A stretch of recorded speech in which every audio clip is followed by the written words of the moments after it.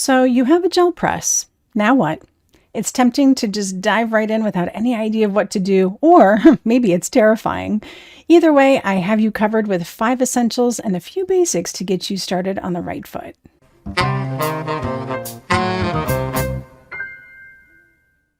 Every technique video is narrated live while I'm doing the technique, so you're getting a real-time view of how the whole process works.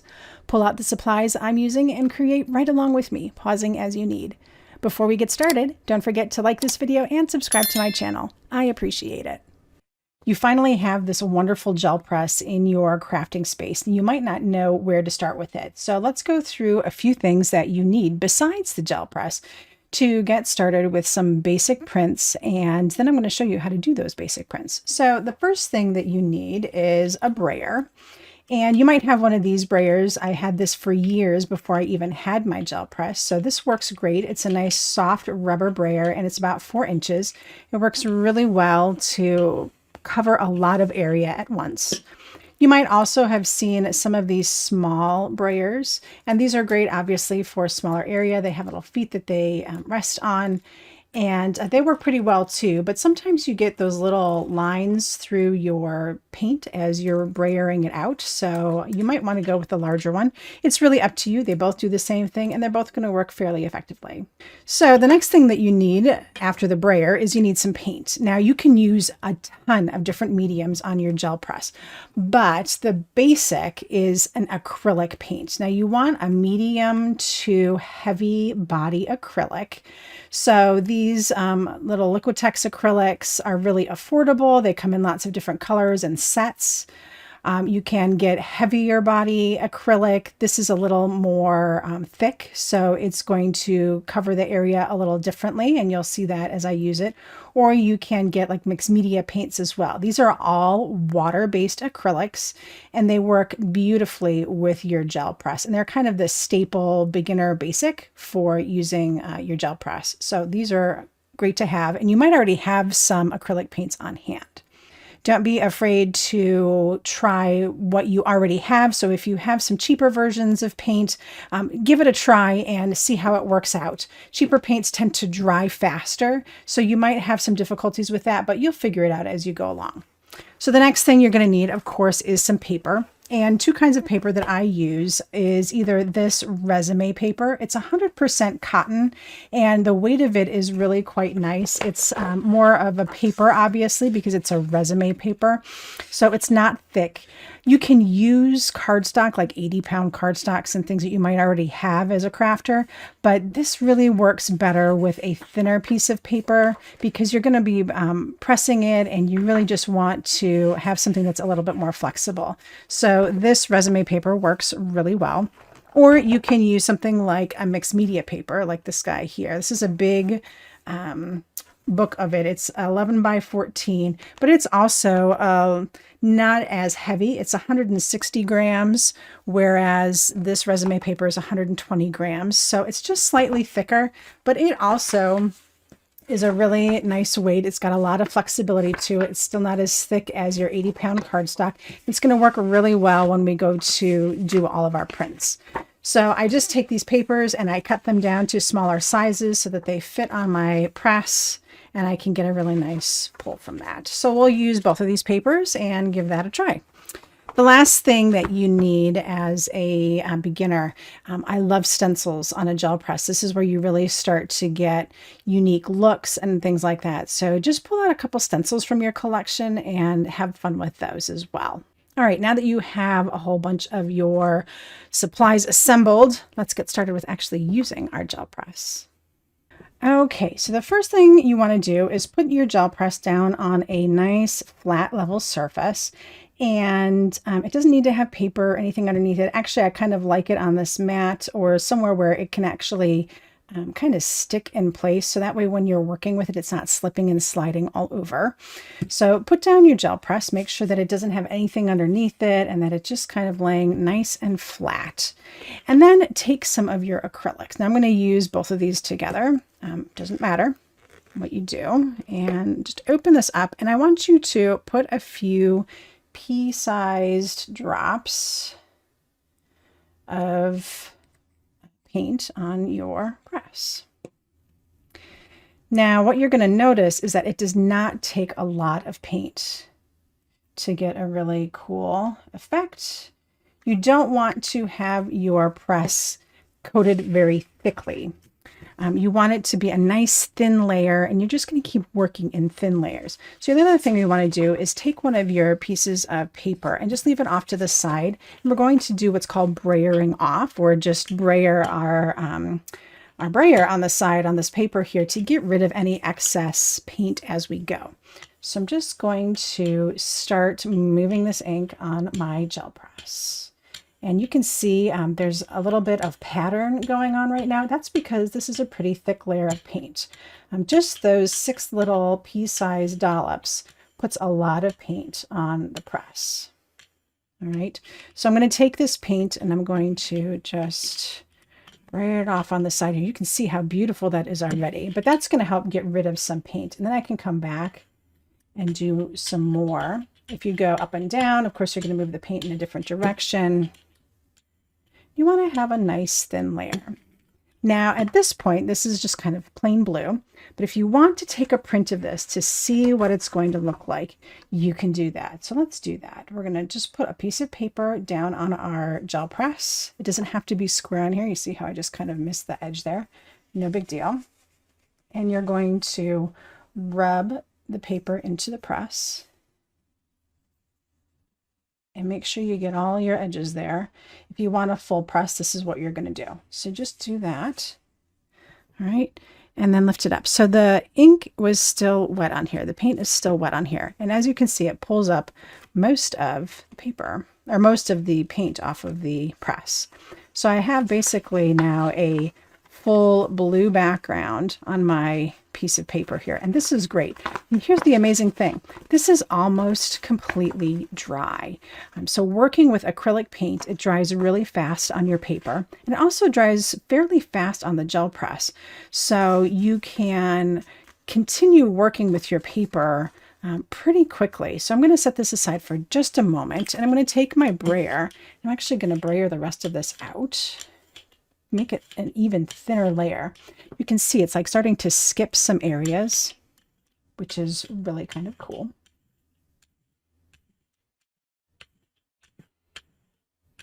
All right, and then I think what I'll do is maybe just add a little bit more of one of these colors, just to give it a slightly thicker layer for us to work with. And as you saw, I did not put a lot of paint on here. I'm just trying to add a little bit more color. You can see this is pretty see-through right now.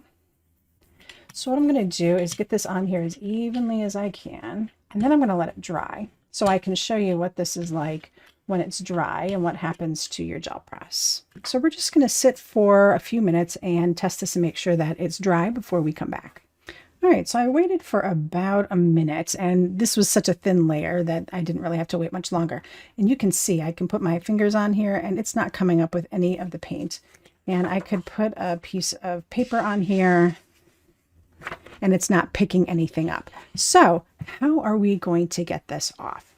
Well, the cool thing about the gel press is once you put another liquid medium on top of it, whether that's another acrylic paint or another medium, it's going to reinvigorate the layers underneath and get them a little bit moist again. And when it does that, then it pulls up the whole thing. So that's really what the gel press is all about. It's about creating layers, and then when you pull them up, you get this really cool look. So let's talk about adding a stencil. So I have this kind of dry, semi-blue layer here, and I'm going to put down a stencil. Actually, I'm going to go ahead and put down my color first. So I have this blue down, and the question is, what's going to happen when I put the yellow on top of it? You might get a little bit of a mix, or you might not. It just kind of depends on how dry the blue is underneath and what your brayer is like when you're using your brayer. So I'm just going to mix these two again. So again, this is more of a kind of a medium body acrylic. This is a heavy body acrylic. So it's going to move a little differently, but it's no big deal. You can mix them together. So I'm going to try the small brayer this time so you can see kind of what goes on with the small brayer. And you see how I kind of have to work a little harder. It gets these little lines in it. sometimes working with the bigger brayer is just a little easier when you're trying to cover this much space. So overall, we're not getting any color blending because I have a nice clean brayer. Right, and then I can just brayer this off on the side again.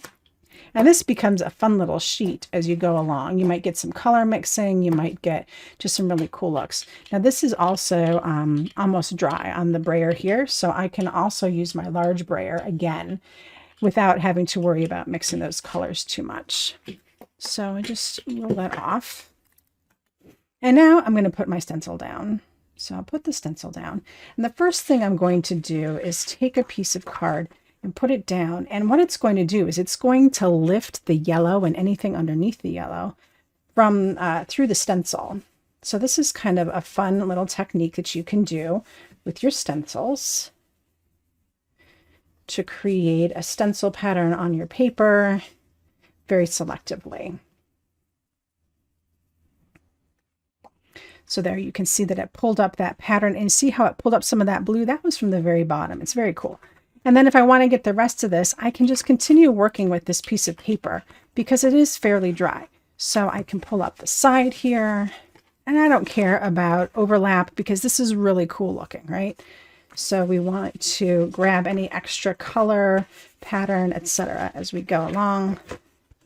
And there we go. We've got a really cool looking piece going on here already, and we're just a beginner with this. You could even take this piece from before, which is completely dry, and pull up some more of the pattern as well. So basically what I'm doing right now is trying to pick up any of the paint that's exposed and really kind of get that plate dry underneath. So see, I've got like a little bit of some shadowy going on here. This one will continue to get better as we go. So we've got some really cool looks going on right now. All right, so now what I'm going to do is lift off my stencil and see what it's done. It's left a whole bunch of paint behind, and it's got that yellowish, greenish, blue look to it now. Sometimes you can get paint off of the stencil, so I like to flip it over and just do a little brayer on it and see what happens. Sometimes you get an effect, sometimes you don't. It's always worth trying, but now I have it on my brayer as well, which is really kind of cool. All right, so again, what I'm going to do is just wait for this to dry a little bit. See how it's still wet? So we need to wait for this to dry, and then we'll put another layer on top of it and pull up that final print. All right, so again, I had to wait for about a minute or so, and now it's completely dry. See, I'm not getting anything coming up. Now, I want to pull this pattern completely off of the sheet. So here's how we're going to do it. There are two ways that we can pull this. Well, we're going to pull it off regardless the same way, but there's two different colors that we could use. If you want to keep the background neutral, so you don't want to add any more color to what you have going on here, you want to use a neutral color like a white or a super light gray or a super light buff or beige, or you can add yet another color. Like we could add this ocean, and that would really come through any of the white space and add a different look to it. So let's do both. We're going to do the ocean on one side, and we're going to do white on the other. And then you can decide what you like better. Now, of course, there's always a reason to do it one way or the other. It just depends on really what you're looking for. So on this side, we're going to do white. And what we want to do here is basically cover all the edges and get this white paint covered so that way the paint underneath it can start getting a little reinvigorated and we have something to pull. All right, so right now what's going on is this white paint is helping the paint underneath it start to moisten a little bit. There we go, that's good.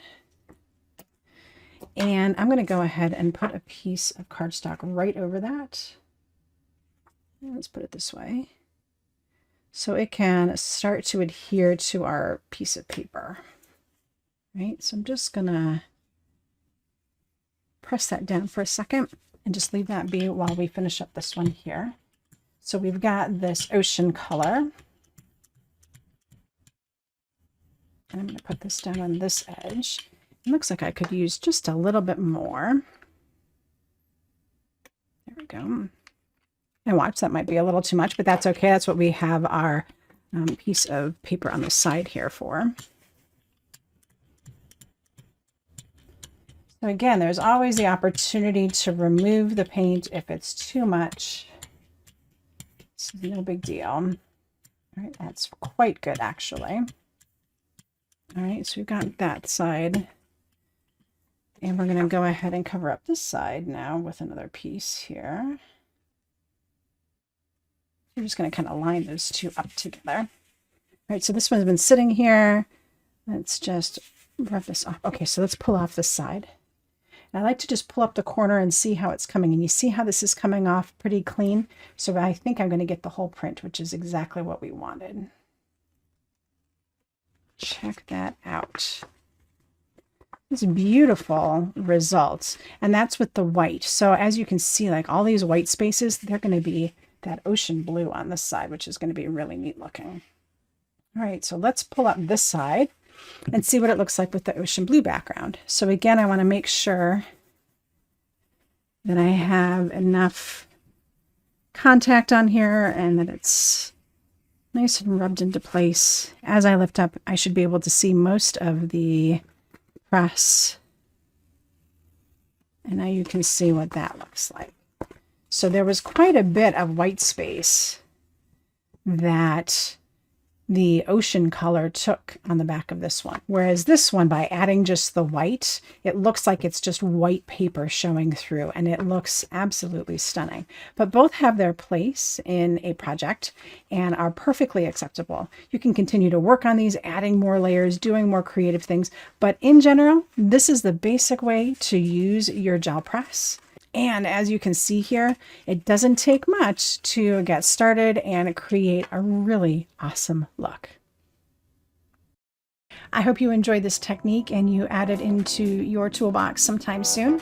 When you give it a try, share it out on Instagram and tag me at Nicole Watt Creates. I always love to see what your creative mind is thinking. Thank you so much for spending a little time with me today. And until next time, happy crafting.